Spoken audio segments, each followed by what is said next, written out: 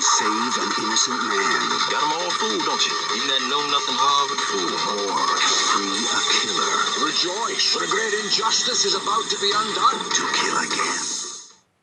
Hello everybody, welcome back to Screenstars. I'm here today to bring you another classic film review, and today I'm taking a look at the 1995 classic thriller Just Cause.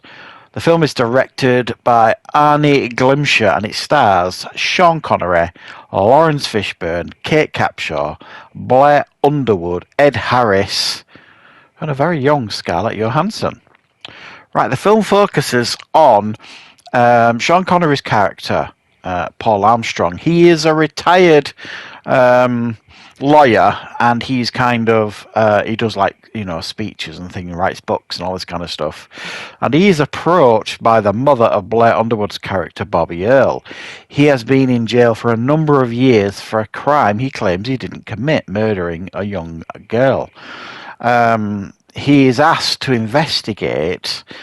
And he feels compelled to do so. So he heads out there, I think it's Mississippi or that kind of somewhere like that. And he investigates. He finds that he was treated very brutally by the local police, who is led by Lawrence Fishburne as the sheriff. He starts uncovering all sorts of evidence that casts doubt on the conviction.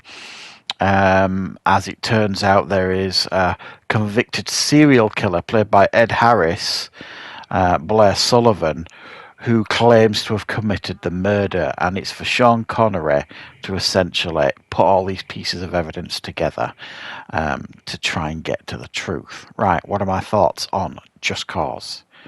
Well, it's a long time since I've seen this, if I'm honest, and I watched this on Netflix. I didn't go to the cinema to see this. At least I don't remember going to the cinema to see this when it came out.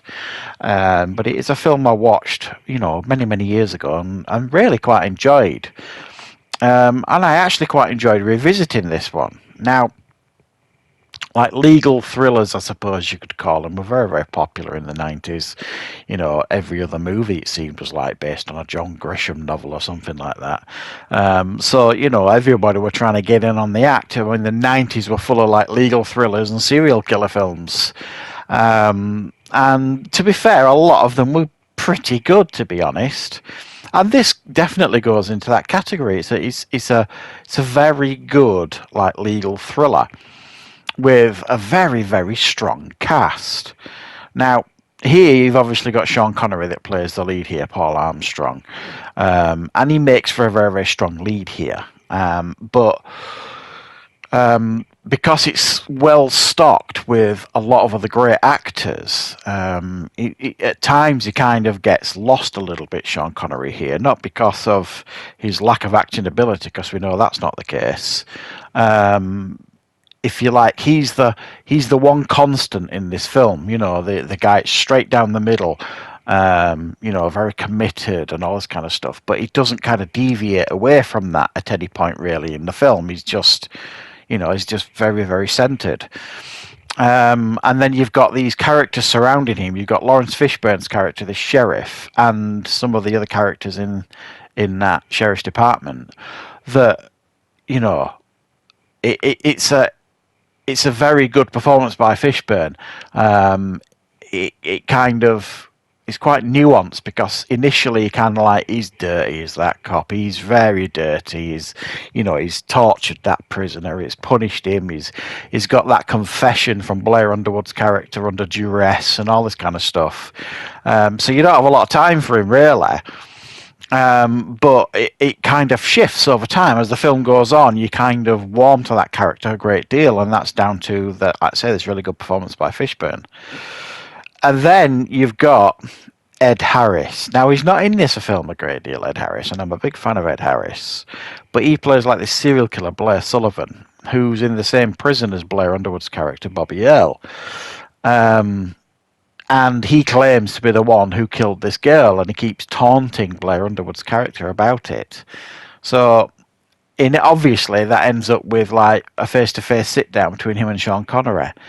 And Ed Harris completely and utterly steals this film with his performance. It's absolutely terrifying, his performance. Very sinister indeed, and yet completely and utterly buy every single thing that comes out of his mouth. It's like I say, he's only in it a couple of times really, this film, but he completely steals every scene that he's in when he is in this film, and he makes the film even more memorable because of it.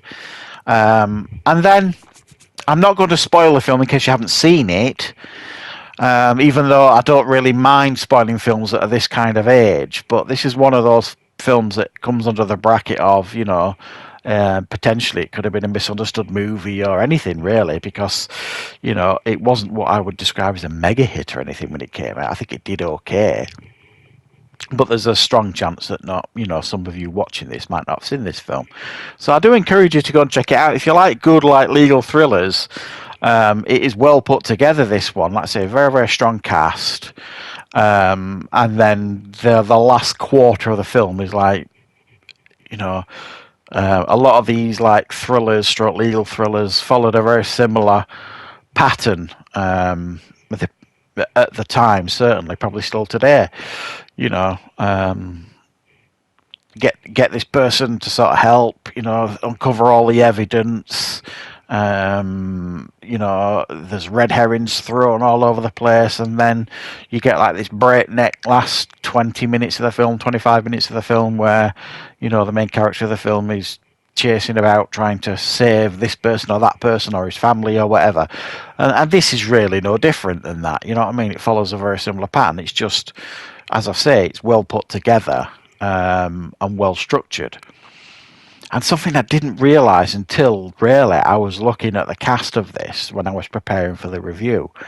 Scarlett Johansson is in this film, and I didn't recognise her at all.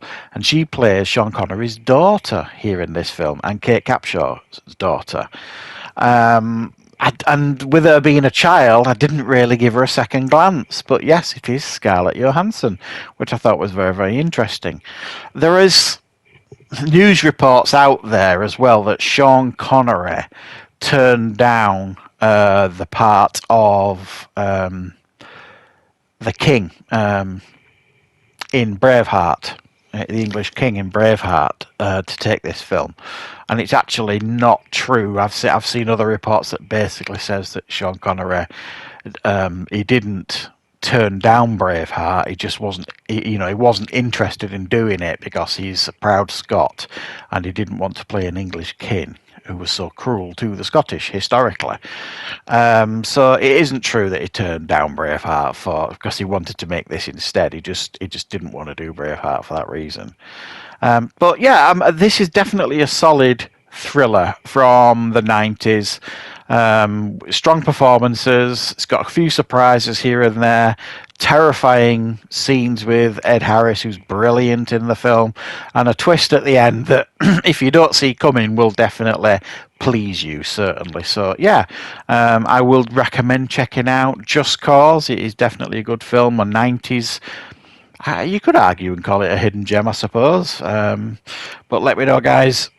If you haven't seen it, are you going to check it out? Or if you have seen it, what your thoughts are, what your memories about this film? And I will, of course, be back with plenty more reviews and content on the channel very, very soon.